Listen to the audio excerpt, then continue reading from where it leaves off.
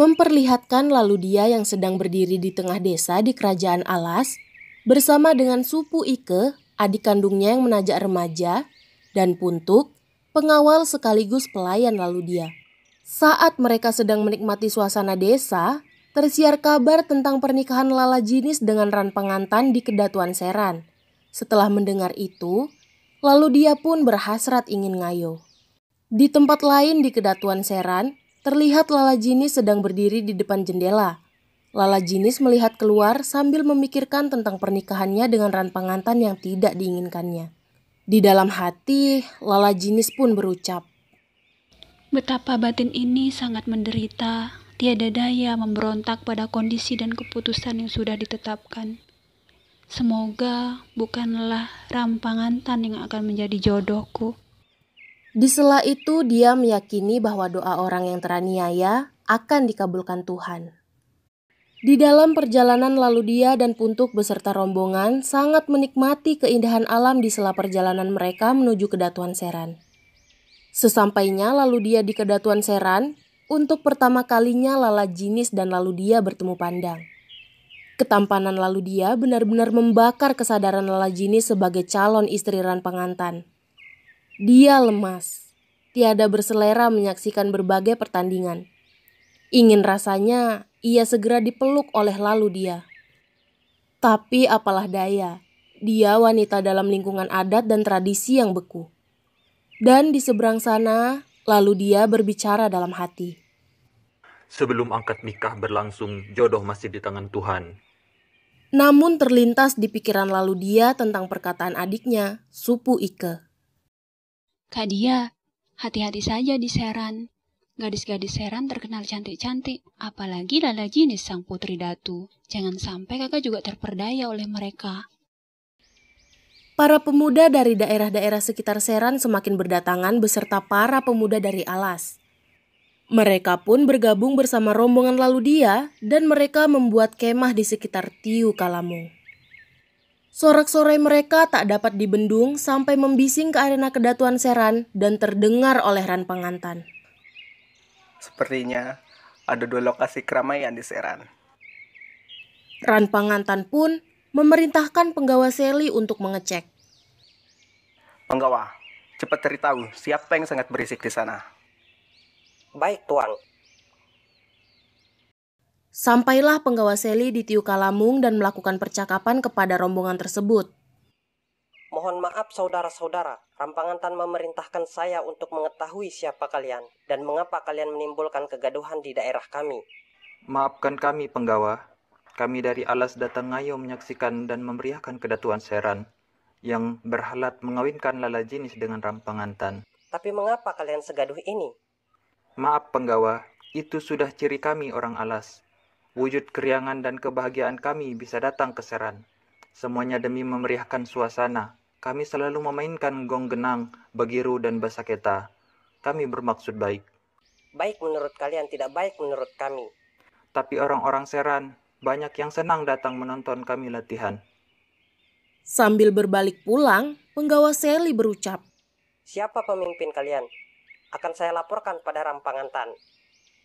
Lalu dia, terserah penggawa kalau mau melapor, karena kami juga ingin dikenal oleh Ran Pengantan. jawab Puntuk pada penggawa Seli yang sudah membelakang karena kesal. Mendengar laporan penggawa Seli, Ran Pengantan terdiam sejenak. Seharusnya mereka diberi pelajaran, Ran Pengantan, karena mereka terkesan angkuh meskipun mereka bermaksud baik. Sabar, penggawa. Kita tantang mereka dengan cara terhormat. Sebentar lagi saya akan melepas lajang. Jangan menciptakan pekerjaan sebelum pekerjaan yang dihadapi selesai. Akan buyar semua rencana indah itu kalau terjadi konflik dengan mereka. Ada cara dan usaha lain yang kita tempuh untuk mempermalukan mereka. Dengan cara apa, Ran Pengantan? Begini, tantang mereka bermain sabung ayam. Tawarkan taruhan semampu mereka. Lebih banyak lebih baik. Kau tahu kan, si Ijo Kurobawi Ngamuk belum pernah terkalahkan. Saya yakin kita akan memenangkan pertandingan. Mereka akan pulang merunduk ke Alas. Tawarkan begitu kepada mereka. Tanpa menunggu perintah yang rinci, penggawa Seli segera melesat menemui rombongan Kedatuan Alas di dekat Tiu Kalamung. Melihat kedatangan penggawa Seli seperti terburu-buru, mereka terkesiap. Saudara-saudara dari Alas, Rampangan Tan menawarkan pada saudara-saudara untuk bertanding sabung ayam besok. Siapkan taruhan kalian, akan disaksikan oleh seluruh masyarakat Seran dan seisi istana. Besarnya taruhan tergantung pada kemampuan saudara-saudara. Lebih besar lebih baik. Tanpa basa-basi, penggawa Seli langsung berbalik kembali menemui Rampangan Tan. Sepeninggal penggawa Seli, lalu dia mengumpulkan seluruh anggota rombongan untuk menyusun siasat dan strategi. Tapi, tak ada keputusan siasat kecuali menyusun tata cara rombongan mendatangi arena pertandingan, lalu dia pun berucap. Kita harus menciptakan suasana agar rombongan dari Alas menjadi terpandang dan simpatik di mata masyarakat Seran. Kononlah di antara kita yang terkenal tampan dan gagah ini, tak ada yang mampu menundukkan hati para perawan tanah Seran. Menghadapi Rampangan Tan, biarlah saya sendiri, karena ada sesuatu yang kupertaruhkan. Tidaklah elok kalau kalian yang berhadapan langsung, meskipun kalian lebih kuat. Selepas lohor keesokan harinya, barisan lalu dia dengan rombongan mengayunkan langkah menuju arena. Gero dan Saketa menggairahkan semangat. Sepanjang lorong-lorong kampung, masyarakat berjejal-jejal ingin menyaksikan para taruna dari Alas. Sebaliknya di pihak tuan rumah, Rampangan Tan, raut muka mereka seperti tertutup mendung kelabu. Tiada senyum yang biasanya ramah.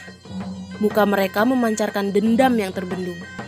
Tapi kiranya bukanlah dendam. Mereka merasa rendah diri tersaingi oleh pamor dan pancaran simpatik lalu dia dan rombongan. Mata para puteri bangsawan dan gadis-gadis Seran lebih tertuju pada taruna dari Alas. Penggawa Seli pun berbicara. Pertandingan dengan taruhan yang besar. Ijo Korobawi ngamuk, milik Rampangan Tan melawan Putih Malino, milik lalu dia dari Alas. Saksikanlah, saksikanlah. Teriakan pengumuman penyelenggaraan membahana dan menghentikan langkah Puntuk menemui Rampangan Tan. Sebetulnya, Puntuk ingin menggoda Oneng. Dua juru sabung masing-masing pihak sudah bersiap di arena. Rampangan Tan saling berlawanan arah hadap dengan lalu dia. Mata mereka tertuju pada dua ayam sabungan di arena. Pada ronde pertama, ayam Putih Malino terkesan lemah karena lebih banyak digempur oleh Ijo Korobawi ngamuk. Putih Malino lebih banyak menghindar daripada menggempur. Lalu dia mengelus Putih Malino sambil mengucapkan lawas. Putih Malino Liseno, totang jangi mujagoe, kalah nan ilak tawalas. Namun pada babak kedua dan ketiga, si Putih Malino berada di atas angin. Pada hitungan menit berikutnya, si Ijo Korobawi ngamuk sudah menggelepar dan meregang nyawa. Lagi-lagi Puntuk menyelinap di tengah keramaian pergi menemui Rampangan Tan. Dengan kesal, Rampangan Tan menyerahkan pundi kemenangan lalu dia kepada Puntuk. Keesokan hari, Lala Jinis dan Oneng pergi ke Tiu Kalamung untuk bertemu dengan lalu dia dan Puntuk. Di saat menuruni tebing, Lala Jinis dan Oneng bertemu Puntuk yang sedang menuntun kuda turun ke kali. Puntuk menarik napas dan menegur.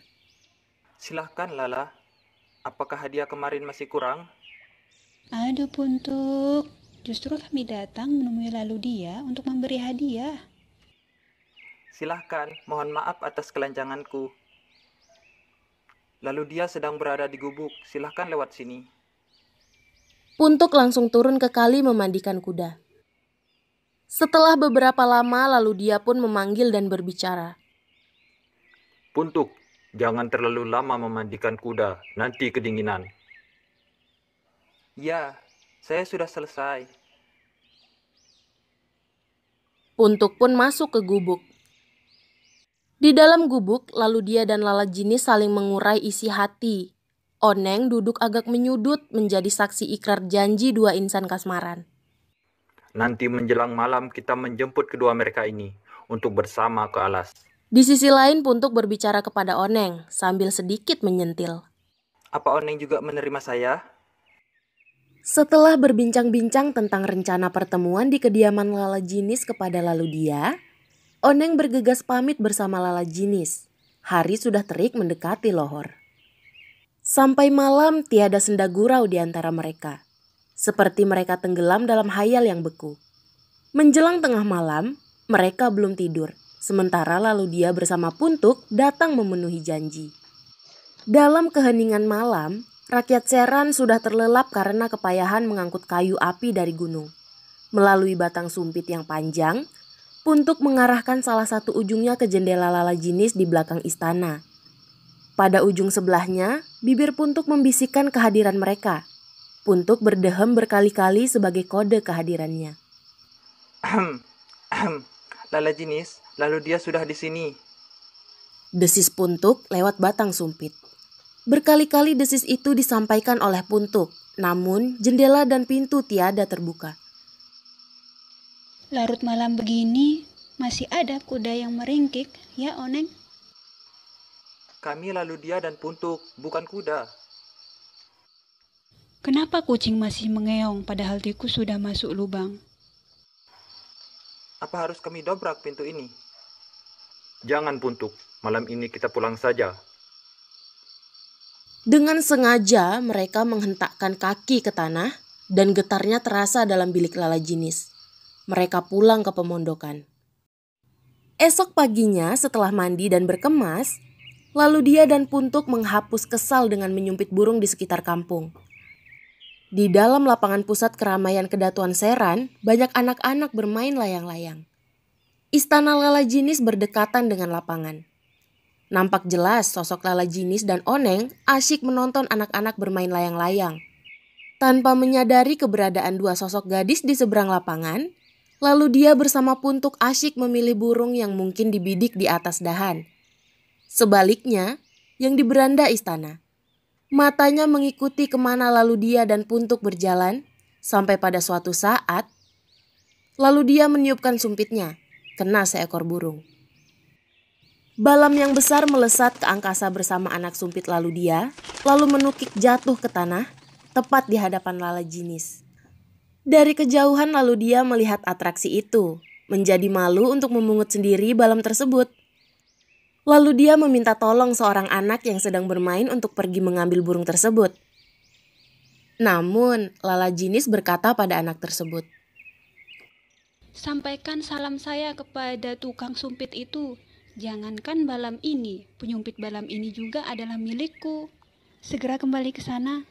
Ucap Lala Jinis sembari tersenyum. Dengan tangan kosong anak kecil itu kembali membawa kata-kata Lala Jinis. Setelah mendengar perkataan tersebut, lalu dia pun berkata, Puntuk, ayo kita pulang saja ke alas. Sudah 2 kerugian kita. Entah kebohongan apa lagi yang akan kita terima. Siang itu juga derap kuda lalu dia bersama Puntuk terpacu ke alas menyaksikan kepulan debu sepanjang jalan.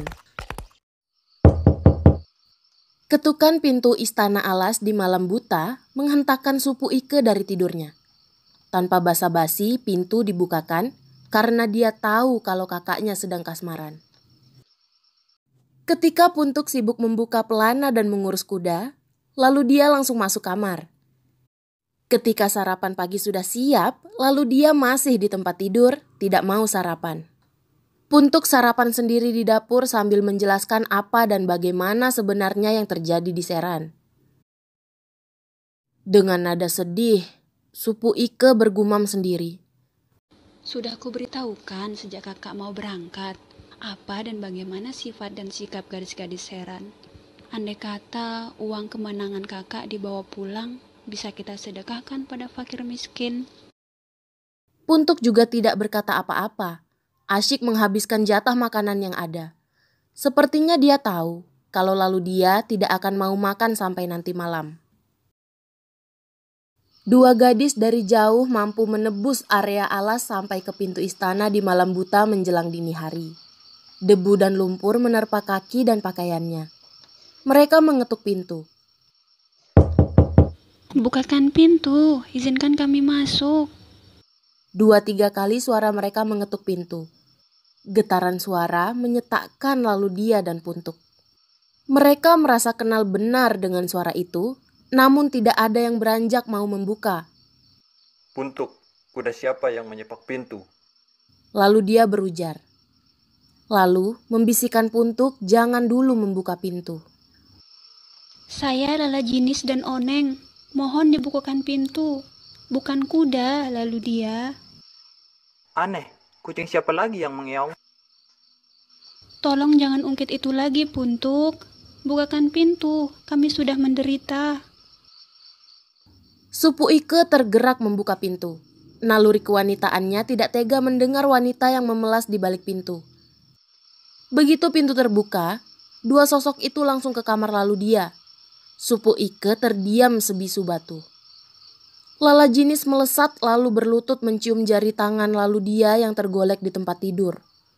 Puntuk bangun sambil menembang lawas. Dalap let bau tu ukir. Ate no bau tu sanga. Panto lala datang diri. Masyarakat Alas tergetar. Mereka bersiap akan apa yang bakal terjadi. Terbayang betapa galaunya kedatuan Seran kehilangan calon pengantin putri. Sebuah aib yang besar dan berat. Sebentar lagi pasti Laskar Seran akan datang mengambil putrinya. Ran Pangantan bersama beberapa prajuritnya yakin kalau Lala Jinis dan Oneng menuju Alas diculik lalu dia dan Puntuk. Tidak salah, mereka berpacu dalam geram yang sesak di dada. Langsung ke istana lalu dia. Sementara itu Lala Jinis dan Oneng bersembunyi di sudut kamar tidur lalu dia dalam kewaspadaan. Lalu dia mengunci mereka di kamar, lalu mematut diri bersiap menghadapi Ran Pangantan. Keris dan Destar melengkapi sosoknya yang tampan menemui Ran Pangantan. Ketika lalu dia terlihat keluar dari pintu, Ran Pangantan langsung menyemprotnya dengan kata-kata kasar. Kamu manusia biadab, melarikan calon istri orang. Alas ini akan kami luluh lantahkan kalau kalian tidak mengembalikan Lala Jinis. Mendengar kata-kata itu, Puntuk menjadi tidak sabar ingin mencekik Ran Pangantan. Prajurit Alas pun sudah siap menangkis serangan. Tapi lalu dia tegas berucap. Kalian semua tidak boleh bergerak, kecuali mereka mulai menyerang kita. Ini bukan masalah kedatuan Alas dan Seran, tetapi masalah dua insan perkasa. Ini masalah lalu dia dengan Ran Pangantan. Selepas kata-kata lalu dia itu, Ran Pangantan maju dengan keris terhunus hendak membunuh lalu dia. Tapi kalah cekatan. Dalam sekejap keris Ran Pangantan terpelanting di tepi selalu dia. Selanjutnya terjadi pergumulan yang seru. Prajurit kedua belah pihak menjadi penonton. Dalam pergumulan yang seru itu Ran Pangantan berseru pada laskarnya. Mengapa kalian diam? Kita hancurkan Alas. Tapi mereka prajurit yang lemah, dilemahkan oleh kata-kata lalu dia. Dengan mudah mereka dilucuti oleh prajurit kedatuan Alas, tidak mampu bergerak. Sementara pergumulan Ran Pangantan dengan lalu dia semakin seru. Ketika Ran Pangantan jatuh terlentang, lalu dia mencabut keris akan menikam. Anehnya, lengan lalu dia bagaikan terpaku di udara. Ran Pangantan merintih-rintih, memohon agar jangan dibunuh. Selamatkan nyawa saya lalu dia. Lalu dia tidak berniat jadi pembunuh manusia dalam perang sekalipun. Dalam keadaan puyeng, Ran Pangantan bangkit lalu berlutut menghadap kepada lalu dia. Lalu dia, mari kita cari dan selamatkan Lala Jinis. Andaikan lalu dia menemukannya, aku rela melepaskannya demi melahirkan generasi baru yang tampan. Biarkan aku menemukan nasibku sendiri. Lalu dia menarik tangan Ran Pangantan lalu memeluknya akrab. Mari kita hapus dendam ini. Kami mengizinkan Ran Pangantan memilih siapa jodohnya di Alas ini. Saya menjelaskan kepada saudara-saudara bahwa kami bukanlah perampok dan penculik. Kami tahu menjaga dan memelihara kehormatan kami. Memang benar Lala Jinis dan Oneng berada di tanah Alas ini karena mereka melarikan diri kemari. Dalam keadaan yang lusuh, lelah dan lapar, mereka tiba kemarin.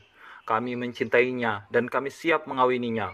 Nanti rombongan Alas akan menghadap pada Datu Seran untuk menjernihkan suasana. Semoga saja dunia akan tersenyum. Pidato singkat lalu dia itu meluluhkan hati prajurit Seran. Sebelum pulang mereka diminta untuk menerima jamuan makan siang semestinya. Dan saat itu Ran Pangantan menjadi pupus hatinya pada Lala Jinis melihat Supu Ike, adik lalu dia.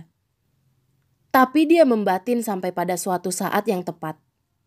Lalu dia dan Lala Jinis menerima takdir, rahmat bahagia. Alas dan Seran terjelma menjadi legenda cinta abadi.